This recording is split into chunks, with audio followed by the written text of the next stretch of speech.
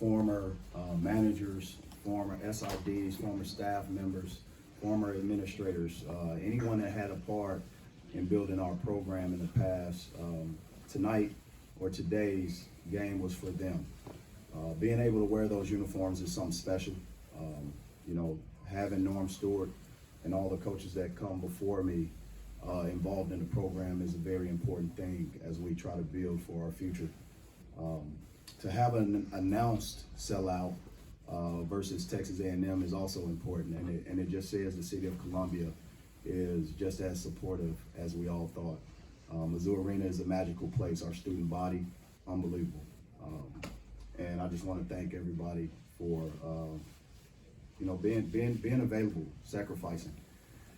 As it relates to the game, I thought the preparation was at an elite level. Our guys were prepared no matter what happens on one end of the court. We wanted to obviously separate the two and just make sure we were able to defend and do what we do.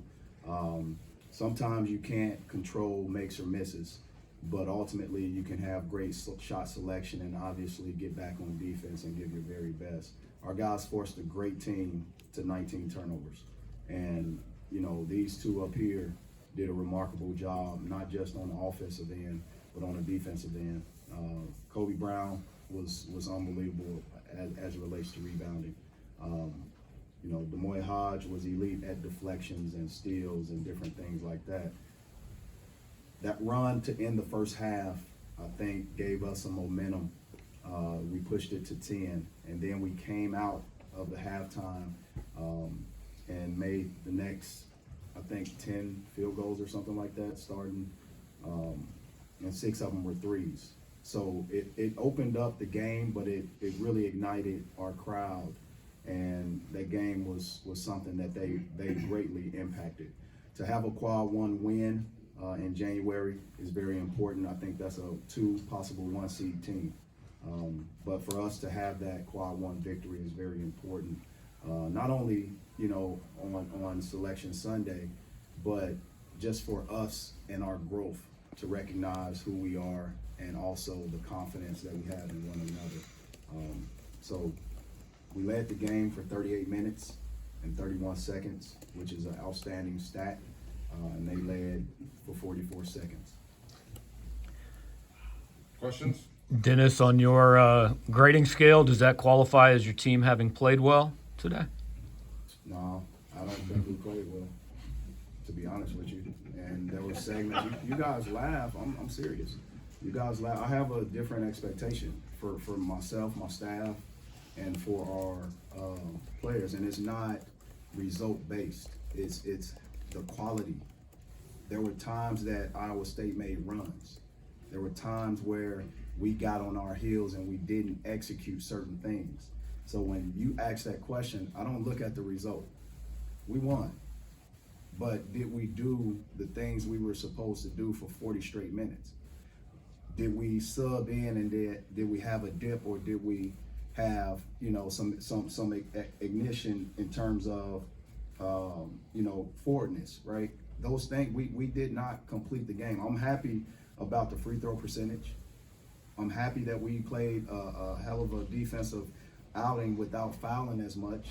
I'm happy about those things, but collectively, when you look at the game, I'm not result driven when it comes down to, I want quality, and the quality wasn't where I wanted it to be, and I'm just being honest. For Kobe and Demoy, as far as the games you've played so far, do you all feel like this is the best that you've played this season? That's a trick question. Y'all see how that That's a trick question. Look, he's like, do I answer this question? What coach just said something? I don't know if it's the best. I'm trying to think back, but it was one of our greater performances, I would say so. Especially with our connectivity and how we were with each other, and we hit shots, so that was a good thing for us. So I can say that much. That's all. I would say one of our better games, but I would say we still haven't played well 1 to 14, 15 as a unit. So I won't say that one of our better games, but I still think we have more to give as a unit. So I'll say that. you see, if you turn on a college basketball game any night, you can see teams that get a big lead and they kind of go into almost like a protect mode or a safe mode offensively, and it jams things up. You guys don't do that. What's your philosophy on letting your offense continue to play at a high tempo, high rate, even when you're up? And some coaches might try to slow it down. It's one of our core values, is trust. I trust these guys, and they trust me. I want them to play with their instincts. They know that I want them to take risk. They know that. Basketball cannot be played mistake-free. You're gonna make mistakes, but how do you respond? I want our guys to continue to play our brand, our style. When we got stagnant, we stopped doing those things. If you look at our possessions, yeah, in the three minutes left in the game, I want them to walk it up at some point and make those decisions. If they make the shot, I'll say good shot.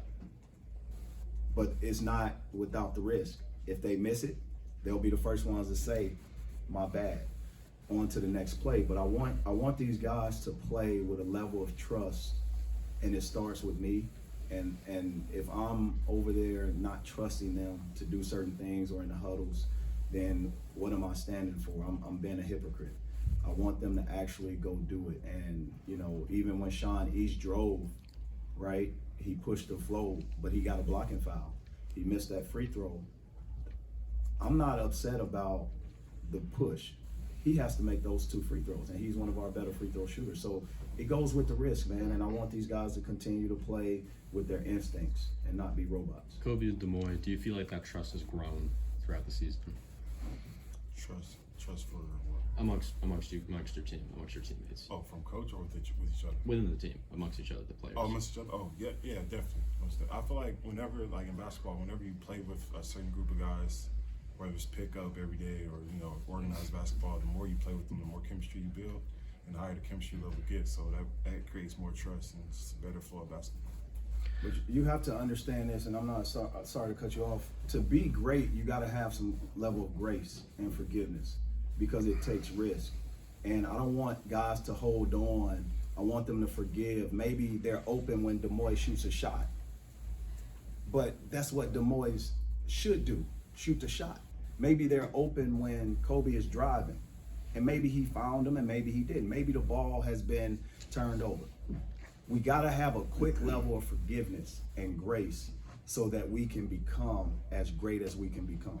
And if you have that, you have a solid foundation to build every single possession on, every single second, every minute, every half, and every game you're building. And that's what we talk about often, and we talked about it before this game. How do we recover from our mistakes, but also how do we recover if a teammate makes a mistake? Kobe, coach has really leaned into the history and the tradition of this program, and as a guy who's been here before, do players even feed off of that? Does that resonate with you guys? Oh, definitely. We had the alumni banquet last night, and we got to meet a lot of former alumni. So, you know, it was just, you know, it was a good experience. We got to hear their stories and all the stuff they've accomplished, and, you know, really just got to meet people and have a piece of that history. So it was a good thing, and it just made us want to play and win even more.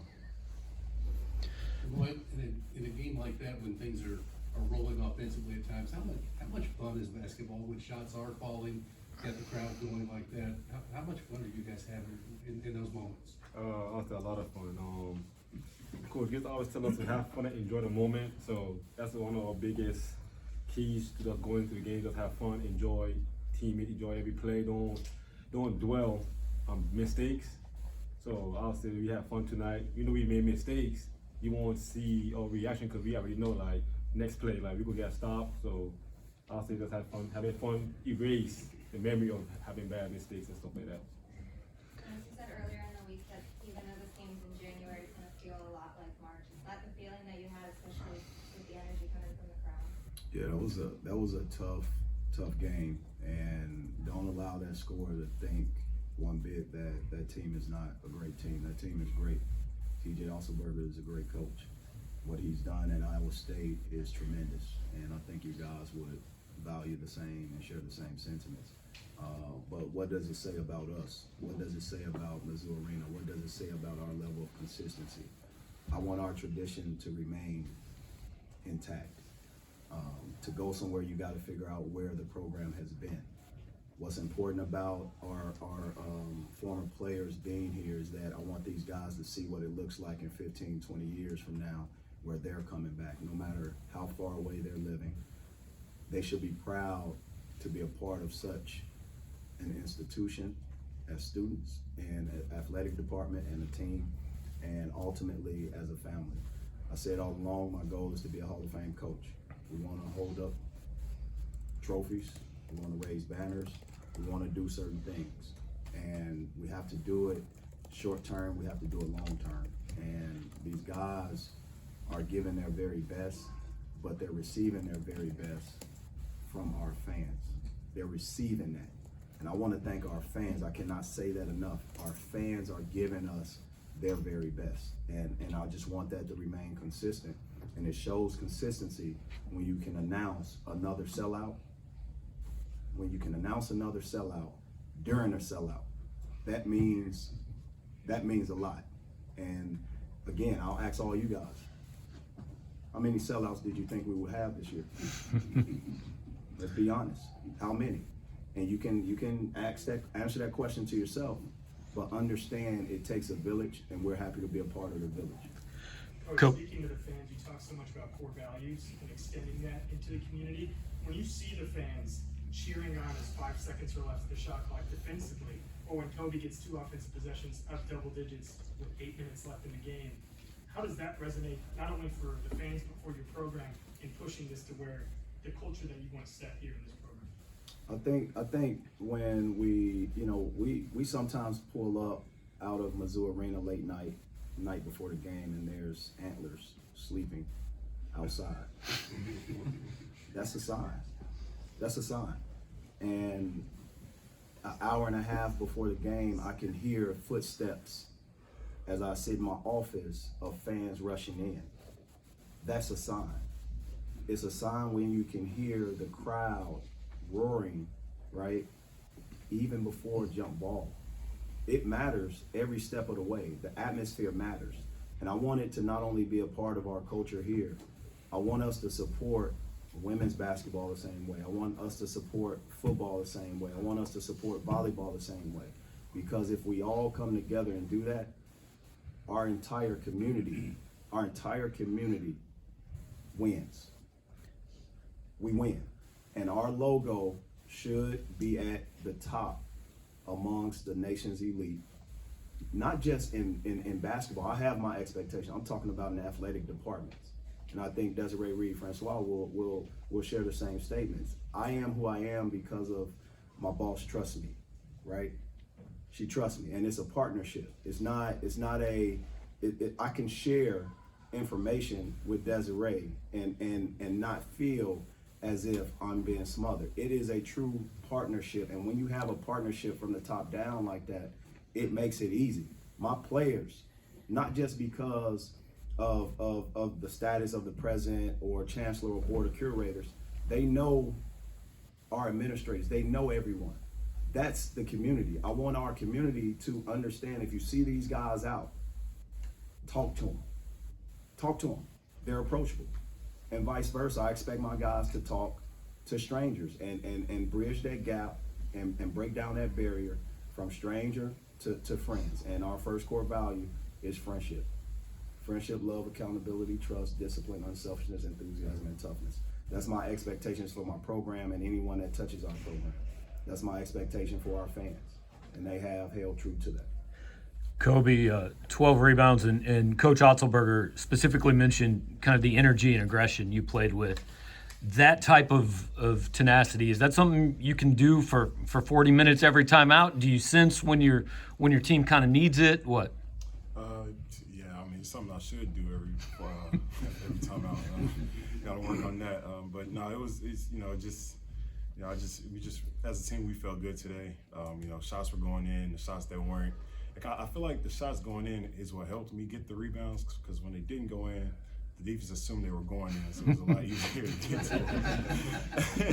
But I got to do that consistently, though, for sure. Time for one more question. Kobe, how did you feel physically? You heard Coach Bates, thanks everybody for being available. I saw you get kind of rolled up on there and went to the bench, came right back in. How did it feel about their playing? No, he bossed me up. He bossed me around and said, "Coach, I'm going in." That's what he said. No, I've been working with the trainers with my ankle injury from a few games back, and our trainer Chris, he told me to expect that, expect to roll it, without trying to or whatever, because it's just weaker at this point. We're working to get it stronger. So I felt like, or I knew it was gonna happen eventually. So yeah, no, but it's all good. I'm good. All right, thank